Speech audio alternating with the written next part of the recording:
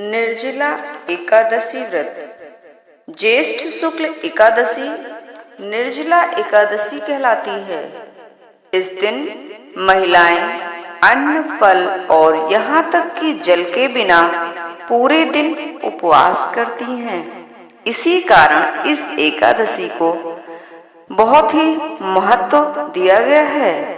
इस एकादशी का व्रत करने से आयु और आरोग्य में वृद्धि होती है तथा उत्तम फलों की प्राप्ति होती है।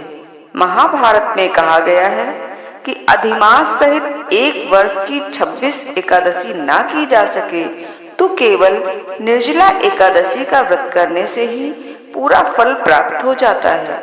निर्जला एकादशी को संपूर्ण दिन रात बिना जल और अन्न किसी आहार का सेवन किए उपवास करना चाहिए। द्वादशी के दिन प्रातः काल स्नान करना चाहिए तथा मंदिरों एवं ब्राह्मणों को दान, अन्न, वस्त्र, छतरी, पंखा, कलश, जल इत्यादि वस्तुओं का दान करना चाहिए। इन दिनों लोगों को मीठा पानी या शरबत आदि पिलाने का महत्व बताया गया है। एकादशी के दिन निर्जला एकादशी की कथा कहनी और सुननी चाहिए।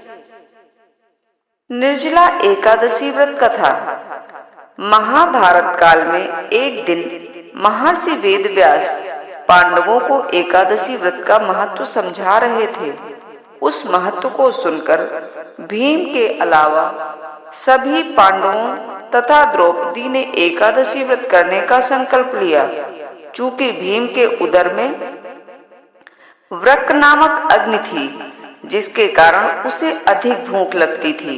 नाग प्रदेश में 10 कुंडों का रस पीने से जब उसमें 10,000 हाथियों की शक्ति आ गई तो उसकी भूख और बढ़ गई। अतः वह 12 मासों की 24 एकादशियों का व्रत रखने में स्वयं को असमर्थ पा रहा था।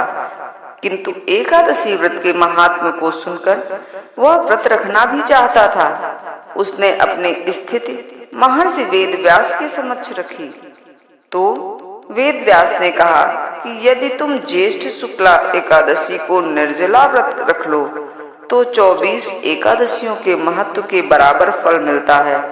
उसके पश्चात भीम ने ज्येष्ठ शुक्ल एकादशी का व्रत करने का संकल्प लिया। इसी कारण निर्जला एकादशी को भीमसेन एकादशी भी कहा जाता है। जय विष्णु भगवान।